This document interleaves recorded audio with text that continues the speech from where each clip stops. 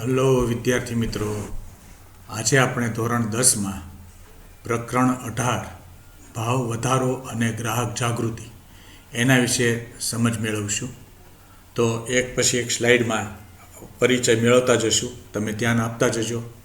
બહુ અગત્યનો અને મહત્ત્વનો પાઠ છે.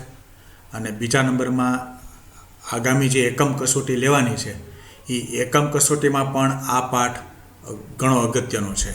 બરોબર છે? તો એ રીતે પણ આપણે ધ્યાન રાખતા જજો. ભારતની ઘણી આર્થિક અને સામાજિક સમસ્યાઓ પૈકી એક સમસ્યા ભાવ વૃદ્ધિની છે. અર્થતંત્રમાં તમામ ક્ષેત્રે ભાવોમાં સતત અને એકધારા ઊંચા દરે થતા વધારાને ફુગાવારૂપી ભાવ વધારો કહેવામાં આવે છે. આ એક સમસ્યા છે. સ્થિરતા સાથે થતો ભાવ વધારો અર્થતંત્ર માટે પોષણરૂપ છે. જ્યારે અર્થતંત્રમાં બધી જ ચીજ વસ્તુઓ કે સેવાઓની ભાવ સપાટીમાં એકધારી રીતે અને સતત ઊંચા દરે નોંધપાત્ર રીતે વધારો થતો હોય ત્યારે તાત્કાલિક ચીજ વસ્તુઓ કે સેવાઓનું કુલ ઉત્પાદન વધતું નથી, પણ નાણાંનો પુરવઠો ઝડપથી વધે છે. આમ ભાવ વૃદ્ધિની પરિસ્થિતિને ફુગાવાજન્ય પરિસ્થિતિ પણ કહેવામાં આવે છે. નેક્સ્ટ, હવે આપણે જોવાનું છે ભાવ વૃદ્ધિના કારણો. તો ભાવ વૃદ્ધિ માટે કયા કયા કારણો જવાબદાર છે એની ચર્ચા આપણે વિસ્તારપૂર્વક મુદ્દા વાઇઝ કરશું. નાણાંના પુરવઠામાં વધારો, આ પહેલું કારણ છે ભાવ વૃદ્ધિનું, કે નાણાંના પુરવઠામાં વધારો થાય એને કારણે લોકો ચીજ વસ્તુ ખરીદવા બજારમાં જાય અને પરિણામે વસ્તુના ભાવ ઊંચા જાય અને ભાવ વૃદ્ધિ થાય. વસ્તી વધારો, તો વસ્તી વધારો પણ ભાવ વૃદ્ધિ માટે મહત્વનું પરિબળ ગણી શકાય. નિકાસમાં વધારો અને કાચા માલની ઊંચી કિંમતે પ્રાપ્તિ. કાળું નાણું, કુદરતી પરિબળો, દાણચોરી, સંગ્રહખોરી અને કાળા બજાર. તો આ જે મિત્રો પરિબળો જે આપ્યા છે અહીંયા સ્લાઇડ ઉપર તમારી સામે દેખાય છે, એ ભાવ વૃદ્ધિના કારણો દર્શાવતા પરિબળો છે. તો આટલા પરિબળોના કારણે ભાવ વધે છે. બરોબર છે? નેક્સ્ટ, એની પછી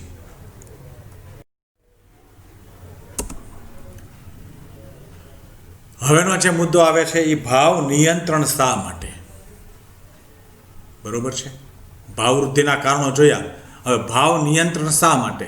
તો જો અહીંયા જે મુદ્દા આપ્યા છે પોઈન્ટ દ્વારા, જો એક એક મુદ્દો આપ્યો છે. બરોબર છે? 5 થી 6 પોઈન્ટ આપ્યા છે. તો એ નિયંત્રણ માટે ભાવ વૃદ્ધિનું નિયંત્રણ શું કામ જરૂરી છે, તો એના માટે એટલી બાબત મહત્વની છે. ભાવ વધારાથી નફામાં વધારો થાય, આવકમાં વધારો થાય, ચીજ વસ્તુઓની માગમાં વધારો થાય, વસ્તુના ભાવમાં વધારો એ 20 ચક્ર ચાલ્યા કરે. આમ મધ્યમ અને ગરીબ વર્ગનું જીવન કપરું બની જાય છે. ભાવ વધારાથી બચત અને મૂડી સર્જનના દરોમાં ઘટાડો થાય છે. વિદેશી મૂડીરોકાણ ઘટે છે. આવશ્યક ચીજ વસ્તુઓનું ઉત્પાદન ઘટે છે. ઊંડિયામણની સમતુલા ખોરવાઈ જાય છે. ભાવ વધારાથી ગરીબ કે મધ્યમ વર્ગનું જીવન ધોરણ કથળે છે. ગુનાખોરીનું પ્રમાણ પણ વધે છે અને આખરે શું થાય છે? સમાજ અધપતન તરફ ધકેલાય છે. એટલે કે સમાજનું અધપતન થાય છે. અને આ માટે ભાવ વૃદ્ધિમાં નિયંત્રણ લાવવું જરૂરી છે. બરોબર ખ્યાલ રાખજો, ભાવ વૃદ્ધિમાં નિયંત્રણ લાવવું શું કામ જરૂરી છે, તો એના માટે આટલા પરિબળો કામ કરે છે. અહીંયા જે સ્ક્રીન ઉપર આપ્યા છે ને 5-6 પરિબળો આપ્યા છે સ્ક્રીન ઉપર, તો એ 6 પરિબળો તમારે ધ્યાનમાં લેવા પડે. બરોબર છે? તો ભાવ નિયંત્રણમાં એ જરૂરી છે. ત્યાર પછી આગળ નેક્સ્ટ, ભાવ વધારાને નિયંત્રણમાં લેવાના ઉપાયો. તો ભાવ વધારાને આપણે નિયંત્રણમાં લેવો હોય, કાબૂમાં લેવો હોય તો શું શું કરવું જોઈએ, એ એક પછી એક આપણે ઉપાયોની ચર્ચા કરીશું. પહેલું, નાણાકીય પગલાં. તો સરકાર આના માટે નાણાકીય પગલાં ભરે છે. બરોબર છે? તો નાણાકીય પગલાંમાં શું આવશે કે ભારતની મધ્યસ્થ બેંક અર્થતંત્રમાંથી નાણાંનો પુરવઠો ઘટાડી દે છે.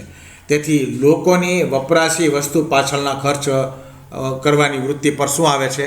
અંકુશ આવે છે. તો આવા નાણાકીય પગલાં દ્વારા પણ ભાવ વધારાને નિયંત્રણમાં મૂકી શકાય. એ બાબત આપણે આમાં ટૂંકમાં સમજ્યા. ત્યાર પછી બીજો ઉપાય, રાજકોષીય પગલાઓ. તો રાજકોષીય નીતિ સરકારની આવક જાવક અને જાહેર દેવા અંગેની નીતિને રાજકોષી નીતિ કહેવામાં આવે છે. સરકાર પોતાના ખર્ચમાં શક્ય હોય ત્યાં સુધી ઘટાડો કરીને દેશના કુલ ખર્ચમાં ઘટાડો કરીને નાણાંનો પુરવઠો ઘટાડશે. તો રાજકોષી નીતિ દ્વારા આવા એ પ્રયત્નો કરશે. એ બાબત આમાં જાણવાની છે. બાકી ચોપડીમાં વિગતવાર આપ્યું જ છે.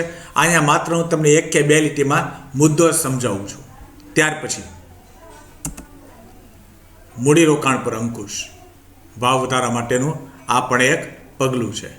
ત્યાર પછી ભાવ નિયમન અને માપબંધી. ત્યાર પછી ભાવ નિર્ધારણ તંત્ર. તો આ બાબત જે થઈ એ ભાવ વધારાને નિયંત્રણમાં લેવા માટેના ઉપાયોની વાત થઈ. નેક્સ્ટ એની પછી ભાવ નિયમન અને માપબંધી. એમાં આપણે થોડુંક ડિટેલમાં જોવાનું છે. ભાવ નિયમન અને માપબંધી. હવે એમાં આપણે થોડુંક ડિટેલમાં જોઈએ. ભાવ વધારાને અંકુશમાં રાખવાની વ્યૂહરચનાનું એક પગલું એટલે જાહેર વિતરણ પ્રણાલી, PDS.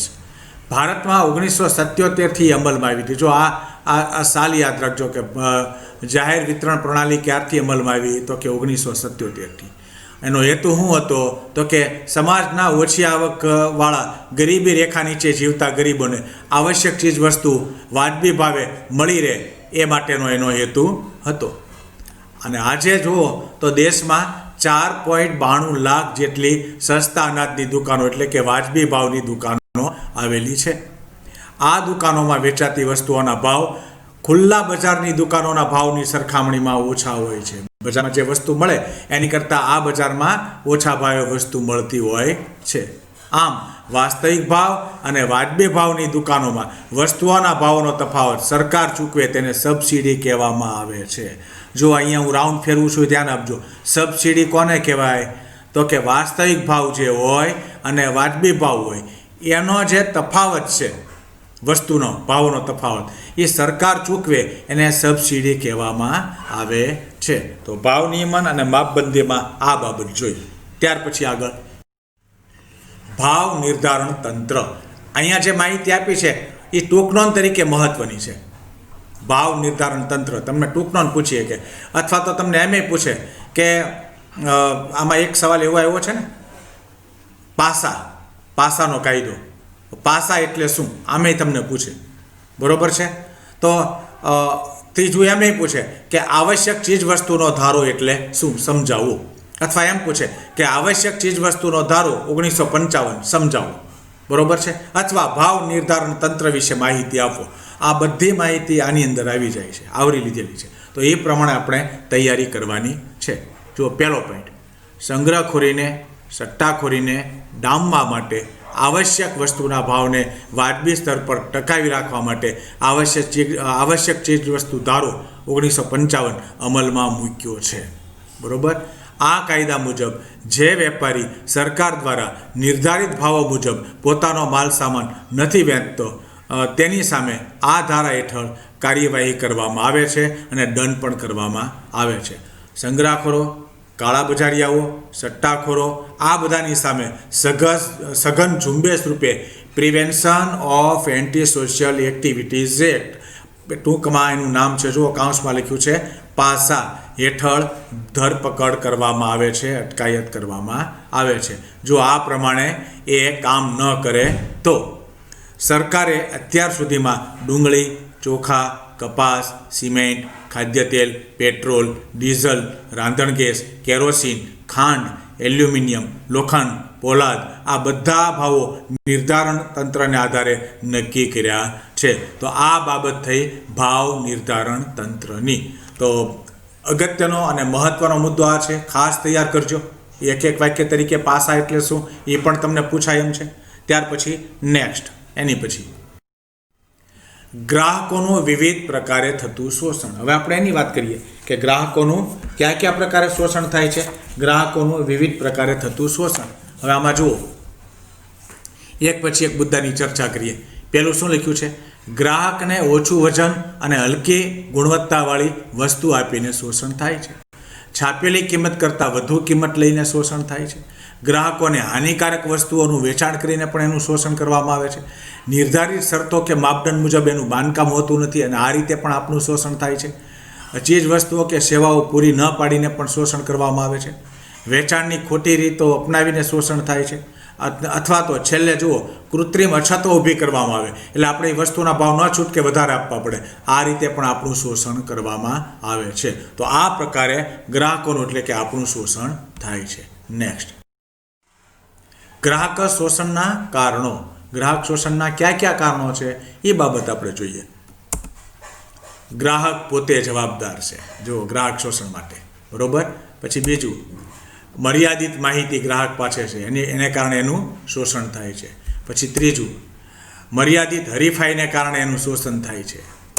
ચોથું, મર્યાદિત પુરવઠો હોય છે પરિણામે ભાવ વધે છે અને ગ્રાહકનું શોષણ થાય છે. ત્યાર પછી ગ્રાહક સુરક્ષા ક્ષેત્રે ગ્રાહક જાગૃતિ. આ એક મુદ્દો આપણે અત્યારે તૈયાર કરવાનો છે. આમાં ખાલી જગ્યાને એક એક વાક્યમાં ઘણું બધું આવે છે, જુઓ, બરોબર છે. પહેલું, કૌટિલ્યના અર્થશાસ્ત્રમાં ઉદ્યોગો અને વેપાર દ્વારા ગ્રાહકો સાથે કરાતા દુરાચાર અને શોષણનો ઉલ્લેખ છે. અમેરિકન પ્રમુખ જ્હોન ફ્રેન્કલિન કેનેડીએ અમેરિકાની સંસદમાં તારીખ 15મી માર્ચના રોજ ગ્રાહકોના 4 અધિકારો આપ્યા છે અને તેથી વિશ્વમાં પ્રત્યેક વર્ષની 15મી તારીખે માર્ચ મહિનામાં વિશ્વ ગ્રાહક અધિકાર દિન ઉજવવામાં આવે છે. જો વિશ્વ ગ્રાહક અધિકાર દિનની ઉજવણી ક્યારે કરવામાં આવે છે તો કે 15મી માર્ચ.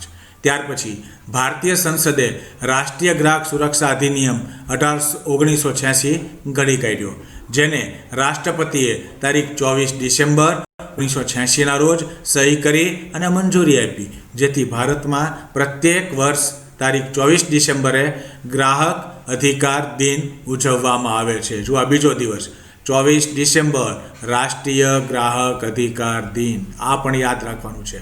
અને ગુજરાત સરકારે તારીખ 18 અને ફેબ્રુઆરીએ 1988ની સાલમાં ગુજરાત ગ્રાહક સુરક્ષા નિયમો 1988 અમલમાં મૂક્યા. તો ગ્રાહક સુરક્ષા ક્ષેત્રે ગ્રાહક જાગૃતિ જે પ્રયત્નો થયા એની વાત આપણે આ સ્લાઇડમાં કરી. ત્યાર પછી નેક્સ્ટ,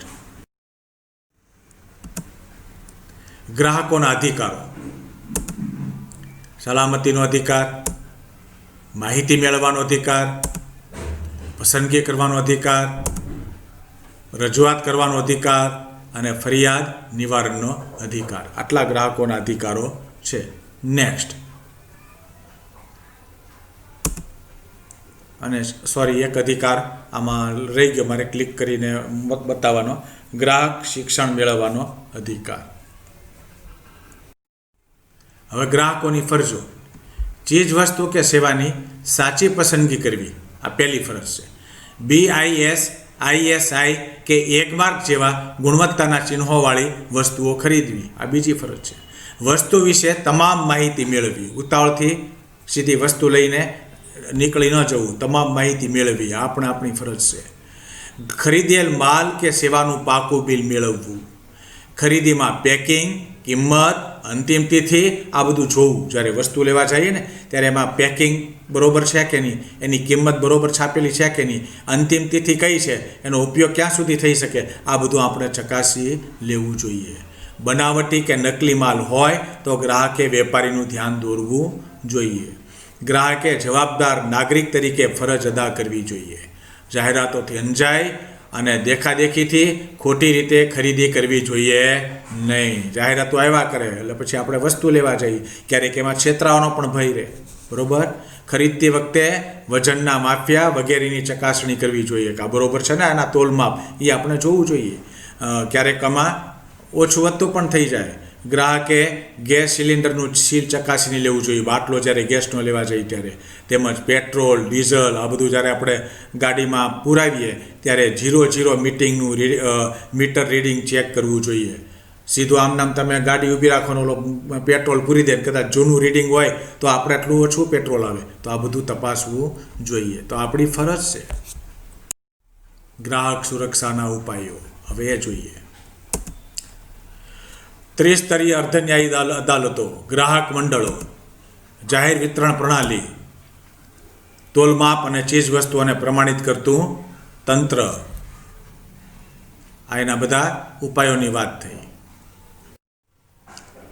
ગ્રાહક સુરક્ષાના ઉપાયો: જિલ્લા ફોરમ, જિલ્લા મંચ અને રાજ્ય ફોરમ. બરોબર. પ્રત્યેક જિલ્લામાં મોટા ભાગે એક અદાલત છે, જે સૌથી મહત્વપૂર્ણ અદાલત છે, જે ગ્રાહકોની ફરિયાદોની અભ્યાસ કરી ન્યાયિક નિકાલ કરે છે. દેશમાં 571 જેટલી આવી જિલ્લા ફોરમો છે. બરોબર છે. આ કોર્ટમાં 20 લાખ સુધીના વળતરના દાવાની અરજી સ્વીકારવામાં આવે છે. પછી રાજ્ય ફોરમ, આ જિલ્લા ફોરમ એટલે કે જિલ્લા મંચ. હવે રાજ્ય મંચ, રાજ્ય ફોરમ. દેશમાં અંદાજે 35 રાજ્ય ફોરમો કાર્યરત છે. 20 લાખથી 1 કરોડ સુધીના વળતર માટેની ફરિયાદ આમાં દાખલ થઈ શકે છે રાજ્ય ફોરમમાં. બરોબર છે. પ્રત્યેક જિલ્લામાં જિલ્લા ફોરમથી નારાજ થયેલ કોઈ પણ પક્ષકાર હુકમની તારીખથી 30 દિવસમાં ઠરાવેલ નમૂના અને દાવાની રકમના 50% અથવા તો ₹3500 ડિપોઝિટ રેથી રાષ્ટ્રીય કમિશનમાં અરજી કરી શકે છે. તો આ જિલ્લા ફોરમ અને રાજ્ય ફોરમ બે આપણે જોયા. ત્યાર પછી આગળ રાષ્ટ્રીય ફોરમ. 1 કરોડથી વધુ વળતરના દાવાની અરજી આમાં કરવામાં આવે છે. બરોબર છે. 5 સભ્યોની બેન્ચ આ કમિશનના સભ્ય હોય છે. રાજ્ય કમિશન અને રાષ્ટ્રીય કમિશનને શક્ય એટલો વહેલો એટલે કે અરજી દાખલ કર્યાથી 90 દિવસમાં નિકાલ કરવાનો હોય છે. રાષ્ટ્રીય કમિશનથી નારાજ થયેલા વ્યક્તિ કે પક્ષકાર આ કમિશનના હુકમથી 30 દિવસમાં સુપ્રીમ કોર્ટમાં અપીલ દાખલ કરી શકે. જો કોઈ વ્યક્તિ આ ત્રણેય અદાલતો પૈકી જે તે અદાલતોએ કરેલા હુકમોનું પાલન ન કરે તો સજા અને દંડ બંને ઠરે છે. બરોબર છે. આની આ શિક્ષા છે. ત્યાર પછી ગ્રાહકોમાં જાગૃતિ લાવવા અને તેમણે પ્રોત્સાહન આપવા સરકાર માન્ય તાલુકા, જિલ્લા અને રાજ્ય અને રાષ્ટ્રીય કક્ષાએ ગ્રાહક મંડળો સ્થાપવામાં આવ્યા છે. બરોબર. તે ગ્રાહકોના અધિકારો અને કાયદાઓની જોગવાઈઓની વખતો વખત સમીક્ષા કરે છે. તેમાં સુધારા પણ સૂચવે છે. તે ગ્રાહક જાગૃતિની ઝુંબેશ રૂપે ગ્રાહકોને શિક્ષણ આપવા સેમિનાર, પરિસંવાદો આ બધું યોજે છે. ગ્રાહકોમાં જાગૃતિ લાવવા માટે અમુક જે સામયિકો બહાર પાડ્યા છે, ગ્રાહક સુરક્ષા, ઇનસાઇટ, ગ્રાહક મંચ, આવા મેગેઝિન બહાર પાડવામાં આવ્યા છે. કસૂરવારને દંડ કરાવી ગ્રાહકોને આર્થિક નુકસાન અને શારીરિક યાતનાઓ સામે પણ વળતર અપાવે છે. તો આ ગ્રાહક સુરક્ષા પરિષદોની વાત થઈ, જે ઉપર જે નમૂનો આવ્યો છે. બરોબર. ત્યાર પછી ગુણવત્તા માનક અંગેની રાષ્ટ્રીય સંસ્થાઓ. એમાં એક છે 1947માં સ્થપાયેલી ભારત સરકાર દ્વારા ઇન્ડિયન સ્ટાન્ડર્ડ ઇન્સ્ટિટ્યૂટ સંસ્થાની સ્થાપના કરી. બરોબર. ઉત્પાદનોની ગુણવત્તાની ચકાસણી કરવા માટે ભારત સરકારે 1947માં ઇન્ડિયન સ્ટાન્ડર્ડ ઇન્સ્ટિટ્યૂટ સંસ્થાની સ્થાપના કરી.